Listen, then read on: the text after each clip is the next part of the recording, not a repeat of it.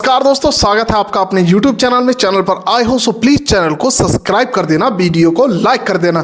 दोस्तों यह वीडियो आपके लिए बहुत ही ज़्यादा महत्वपूर्ण होने वाली है, तो वीडियो को अभी सेव कर लें, कहीं ये गुम हो ना जाए। आज एक ऐसी बीमारी के बारे में बात करने जा रहे हैं जो बहुत ज़्यादा लोगों को दिन प्रतिदिन बहुत ही स्पीड से बढ़ रही है। जिस प्रकार से हमारे देश में हाईवे बढ़ रहे हैं, उसी प्रकार से ये बीमारी भी हमारे देश में एक हाईवे की तरह बढ़ रही है और बहुत ज़्यादा बढ़ती हुई जा रही है। दोस्तों एक बीमारी होती है डायबिटिक और एक बीमारी होती है प्री डायबिटिक। तो डायबिटिक में पहुंचने के लिए पहले आपको प्री डायबिटिक का क्रॉस करना पड़ता है। जैसे एक कोई एग्ज़ाम है, प्री एग्ज़ाम है, पहले का एग्ज़ाम और बाद का। जब पहले एग्ज़ाम पास करेंगे तभी बाद में पहुंचेंगे, तो हम पहला अगर फेल हो जाएंगे तो दूसरे में नहीं पहुंचेंगे। तो ये हमारा जो एग्ज़ाम है इसमें हमें पहले ही फेल होना है, आगे नहीं बढ़ रहा है।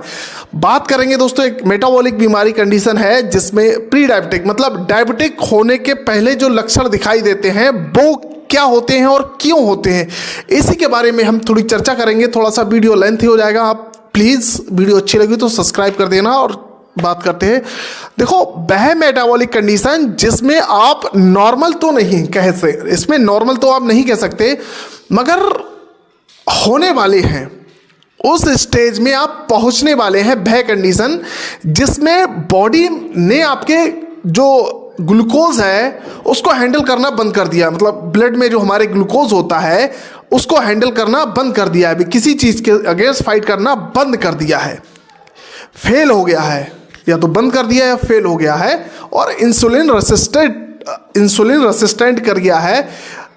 कितना इसमें जो नॉर्मल होता है मैं आपको बता दूं। पहले तो ब्लड शुगर रैंडम और फास्टिंग और पोस्ट पेरेंडियल पीपी जिसको कहते हैं 1.5 घंटे बाद, ये कितनी होनी चाहिए कि आपको प्री डायबिटिक हम कह सकें। अगर आपका फास्टिंग ग्लूकोज, देखो फास्टिंग ग्लूकोज वो होता है अगर आपने 8 घंटे तक कोई भी ऐसा पेय पदार्थ नहीं लिया है जिसमें ग्लूकोज है, या कुछ भी नहीं खाया है, 8 घंटे सिर्फ और सिर्फ पानी पिया है, तो हम उसको फास्टिंग शुगर कह सकते हैं। इसकी रेंज क्या होती है? जो इसकी रेंज है वह 100 से 125 है। अगर 100 से 125 आ रही है फास्टिंग में तो मुबारक हो, आप प्री डायबिटिक हो गए हो। मुबारक तो नहीं हो, आप देखो प्री डायबिटिक में पहुंच चुके हो। और इसके बाद अगर पीपी है पोस्ट पेरेंडियल खाना खाने के 2 घंटे के बाद, तो अगर वह आपकी 140 से 199 तक है तो भी आप प्री डायबिटिक हो।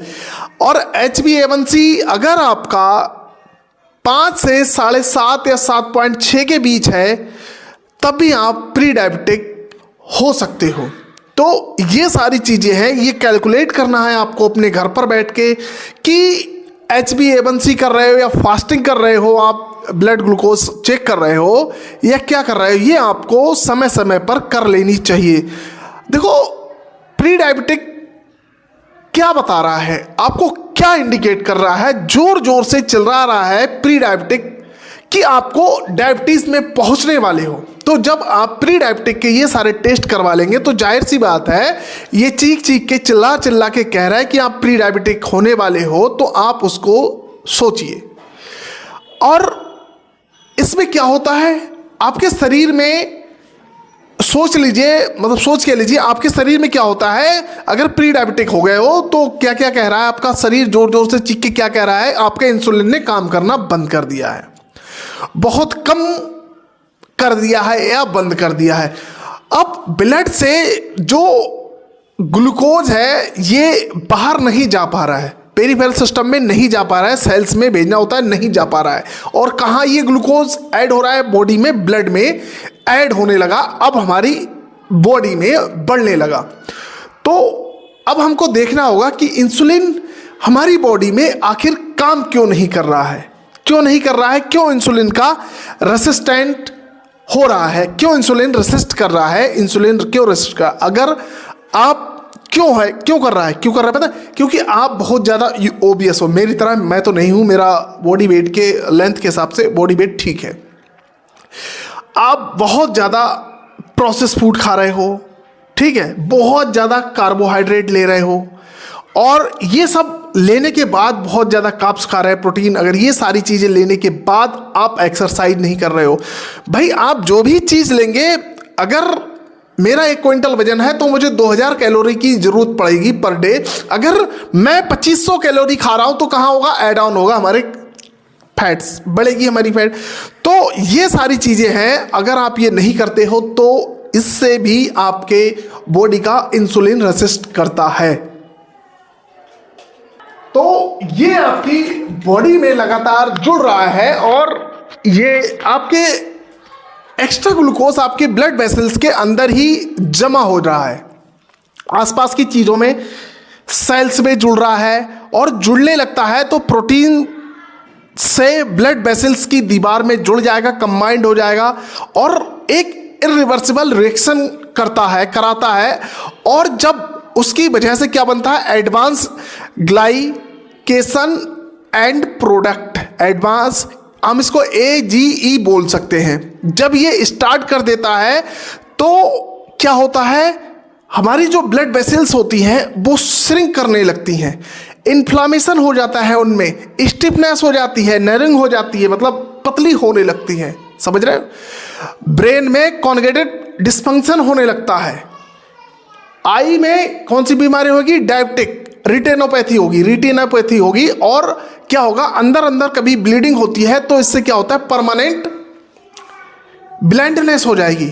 जब ऐसा होगा, रेटिनोपैथी होगी या ब्लीडिंग होगी तो परमानेंट आई डैमेज कर देगा और हमको ब्लाइंडनेस दिखना बंद हो जाएगा, बिल्कुल दिखना बंद हो जाएगा। और कभी कभी हम ये क्या करते हैं, अब आपको कंप्लेन होती होगी कि हमारे पैरों में झंझनाहट है, पैरों में मतलब कोई भी चीज़ चुभ जाती है तो हमें पता नहीं लगता है और टिंगले, मतलब एक नमनेस हो जाती है, सुनपन हो जाता है और बहुत ज़्यादा कभी कभी हमको पता नहीं चलता है कि क्या हो रहा है।